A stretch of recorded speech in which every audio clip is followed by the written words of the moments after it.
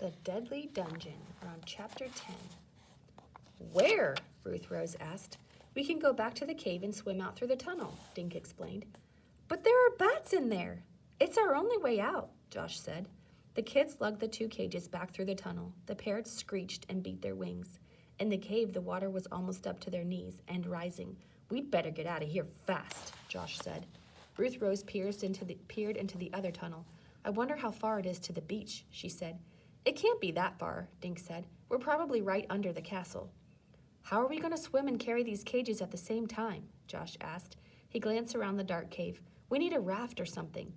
If the water's not too deep, we can walk out, Dink said. He handed his cage to Ruth Rose, then stepped into the deeper water. It came up to his waist. It's kind of cold, he said, shivering, but it's not very deep. We can carry the cages out. But what if it gets deeper? Josh asked. We can't carry the cages on our heads. I have an idea, Ruth Rose said. I read it in a Girl Scout magazine. It showed how to use your jeans as floats. You can make water wings by tying knots in the ankles and legs. You mean get undressed? Josh said. No way. That's a great idea, Dink said. He climbed back out of the deep water, then kicked out of his sneakers and wet jeans. He tied knots in his jeans and put his sneakers back on. Dink looked at Josh. Come on, he said. The water's getting deeper. Okay, but I feel weird, Josh muttered, pulling off his sneakers and jeans. The water reached just below his boxer shorts. Dink tied knots in Josh's jeans, then dropped both pairs into the water. The air-filled jeans floated. Ready? Dink said. They stepped into the water and balanced the 2 cages on top of the floating jeans. It works, said Ruth Rose. This water's cold and yucky, Josh said. At least we can touch the bottom, Dink said. Okay, let's go. The tunnel grew darker as they waded away from the cave. The water reached their chests but got no higher. The parrots were quiet as if they knew they were being rescued. Do you think there are sharks in here? Josh said. His voice echoed. No, Dink said. Just a few man-eating lobsters. Suddenly, they heard a whispering sound in the darkness around them.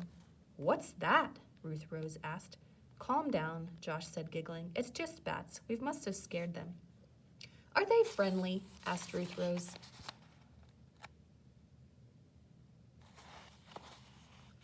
Not if you're an insect, Josh said. Finally, they saw daylight. Ahead was the ocean, end of the tunnel.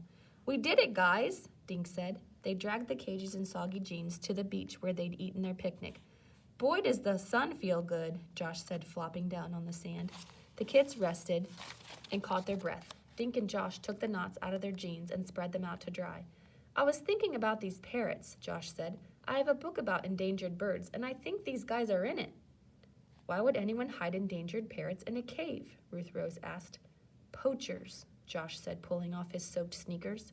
Poachers catch rare animals and sell them for a lot of money. But who? Josh shrugged. Someone who knows about the tunnel? I think I know who it is, Dink said. Josh and Ruth Rose looked at him. Who? Josh asked.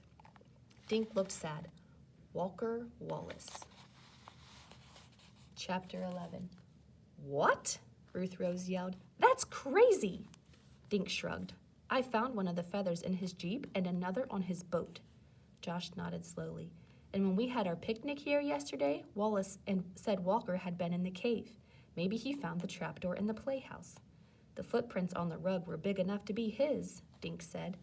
Ruth Rose stood up and wiped sand off her wet jeans. I don't believe you guys. Walker wouldn't break the law, and he sure wouldn't use his sister's house. I hope not, Dink said. Anyway, let's get the parrots up to the castle. Dink and Josh tugged on their damp jeans and grabbed the cages. A few minutes later, they burst into Wallace's kitchen. She was writing at the table. We found out what's making those noises, Dink blurted out. The kids told Wallace about the tunnel to the cave and the parrots. A trapdoor in the playhouse? Wallace exclaimed with wide eyes. And a tunnel? How incredible! It's like a secret passageway, Josh said. Maybe pirates hid gold down there. Well, I don't know about pirates, Wallace said. But now I know how Emery Scott got all that marble and stuff up here. What should we do with the parrots? Asked Ruth Rose. Show me, Wallace said. They all trooped into the mudroom. When the door opened, the parrots began flapping around in the cages. Their shrieks filled the room. Poor things, Wallace said. Should we feed them? What do parrots eat? Got any fruit? Josh said. That's what they'd eat in the rainforest. Wallace went to the kitchen. I wonder where those guys came from, said Ruth Rose. Josh studied the parrots. Probably Africa or South America, he said. How would the poachers get them all the way to Maine? Dink asked. By boat, Josh said. Then a smaller boat would bring them into the cave. A boat like Dink stopped talking as Wallace came back with 2 peeled bananas and a bunch of grapes. They dropped the fruit into the cages. The parrots grabbed the food in their beaks. They were starving, Wallace said. She placed a bowl of water in each cage. I'm kind of hungry, too, Josh said. We missed lunch. Well, we can't have that, Wallace said. Come into the kitchen. While she made sandwiches, Dink explained about the light he'd seen in the woods the night before. I bet there were more cages. They must take them out through the playhouse at night. We should hide down there and see who it is, Ruth Rose said. Walker shook her head. Absolutely not. Those people could be dangerous. She brought out plates and napkins. Today is Sunday, but tomorrow morning I'm going to call the state capitol. They must have someone who deals with poachers. Wallace looked at the kids. Promise me you'll stay out of that tunnel and cave. Dink kicked Ruth Rose and Josh under the table. We promise, he said. After lunch, the kids went back to the playhouse. They cleaned the dishes and swept the rug. I wish we could get those poacher guys, Dink said. I think we should sleep in the playhouse, Josh said. Then if anyone comes, we'll grab them. Josh, they'd grab us and stick us in a cage, Ruth Rose said. Besides, Wallace would never let us stay down here, Dink said, but I have another idea. At 1:30 in the morning, the kids were crouched by the window in Dink and Josh's dark room. They were fully dressed. Josh yawned. Maybe no one is coming tonight. Maybe they know we found the cages, Dink said. Walker could have seen us from his boat. I still don't think it's Walker, Ruth Rose said, but whoever it is will have to come feed the parrots, right? Right, Dink said. Let's take turns watching. I'll go first. You guys can snooze. Wake me up if you see any bad guys, Josh said, flopping on his bed. Well, I'm not tired, Ruth Rose said. I hope they go to jail for 100 years. She and Dink stared out into the darkness. The alarm clock counted away the minutes. Josh began snoring. Look, Ruth Rose whispered a while later. A firefly. Dink saw a light moving slowly through the darkness. Wake Josh, he told her. That's no lightning bug. The kids tiptoed past Wallace's room, then hurried down the steps and out through the mudroom door. Creeping silently, they approached the playhouse. Moonlight fell on the clearing. A few yards from the playhouse, a dark car stood in the shadows. Dink grabbed Josh and Ruth Rose and pointed. It was Walker's Jeep. I guess you were right, Ruth Rose whispered sadly. The kids inched forward. Suddenly, Dink saw a light coming from the playhouse. A man was bent over, pulling open the trapdoor. A glowing flashlight lay on the floor next to his feet. The man stood up. In the flashlight's beam, Dink recognized who it was.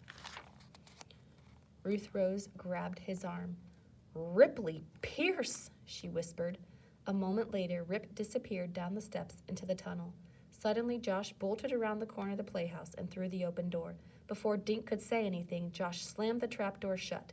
Dink heard the spring lock snap into place. Chapter 12. What's Operation Game Thief? Dink asked the next day. It's an 800 number you can call in Maine to report poachers, Wallace explained. She brought more hot pancakes to the table. No one had gotten much sleep. After locking the trapdoor, Dink, Josh, and Ruth Rose had run back to wake up Wallace. She'd called 911 and reported poachers on her property. The police had come and arrested Rip. The officers gave Wallace the Operation Game Thief phone number. Wallace had then driven Walker's Jeep to his house and brought him back to the castle. The Maine Fish and Game Department will have plenty of questions for Rip, Walker said. Trading in endangered animals is a federal crime. How did Rip get the parrots? Josh asked. He must have contacts in countries where they were captured, Walker said. The police will be checking his phone bills to see whom he called. He probably used his own lobster boat, Wallace said, shaking her head. No wonder it always looked so clean. Why did he have your Jeep? Josh asked. Walker speared another pancake. Rip's car conked out a few days ago, so I let him borrow mine. It was a perfect setup, Wallace said. Rip needed money, and he had contacts who would pay a lot for rare parrots.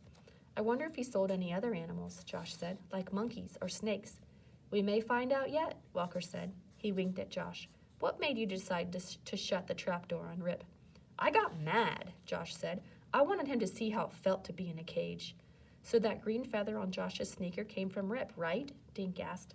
Walker nodded. He probably brought it into the Jeep on his foot, and the one you found on my boat got there the same way. Josh blushed. For a while, we thought you were the poacher, he told Walker. Well, I never did, Ruth Rose said. Walker grinned at Ruth Rose. Thanks. What made you so sure? You're too busy, she answered, and you wouldn't be mean to parrots. You threw those little crabs back in the water yesterday. What will happen to the parrots? Dink asked. I assume they'll go back to where they came from, Walker said, and Rip will most likely go to jail. And thanks to you kids, I won't have to hear any more strange noises, Wallace said. She grinned shyly. But to tell you the truth, I think I'll miss the ghost of Emery Scott. I kind of liked living in a haunted castle. Just then, a loud screech came from the mudroom. That's the end. What do you think the loud screech was? Do you think it was the ghost of Emery Scott? I hope you liked the book, The Deadly Dungeon.